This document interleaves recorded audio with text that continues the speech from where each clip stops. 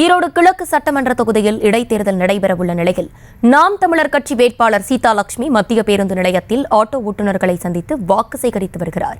கூடுதல் விவரங்களோடு இணைகிறார் எமது செய்தியாளர் தங்கமணி. தங்கமணி, வணக்கம். விவரங்களை வழங்கலாம்.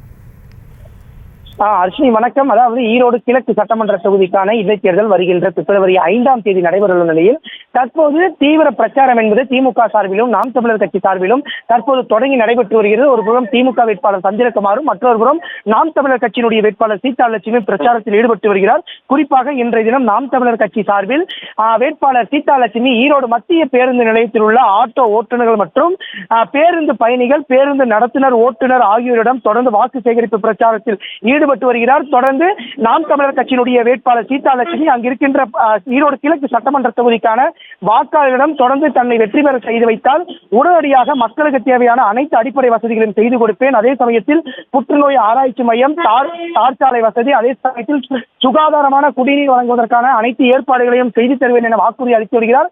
அதே சமயத்தில் அவருடன் தொடர்ந்து 5க்கும் மேற்பட்ட நாம் தமிழர் கட்சி நிர்வாகிகள் கொடி ஏந்தி தொடர்ந்து பிரச்சாரத்தில் ஈடுபட்டு வருகின்றனர். அதே சமயத்தில் தங்களுக்கு இந்த பிரச்சாரத்திற்கு அனுமதி மறுக்கப்பட்டு வருகிறது என்றும், தொடர்ந்து தாங்கள் எந்த ஒரு பிரச்சாரத்தில் ஈடுபட்டாலும் தங்களை காவல்துறை தடுத்து நிறுத்துகிறது என்றும் அவர் குற்றம் சாட்டி வருகிறார். அதே சமயத்தில் தொடர்ந்து பூக்கடைகள், வணிக வளாகங்கள் உட்பட பல்வேறு வணிக வளாகங்களில் தற்போது நாம் தமிழர் கட்சியினுடைய வேட்பாளர் சீதாலட்சுமி வாக்கு சேகரிப்பு பிரச்சாரத்தில் ஈடுபட்டு வருகிறார். விவரங்களுக்கு நன்றி தங்கமணி.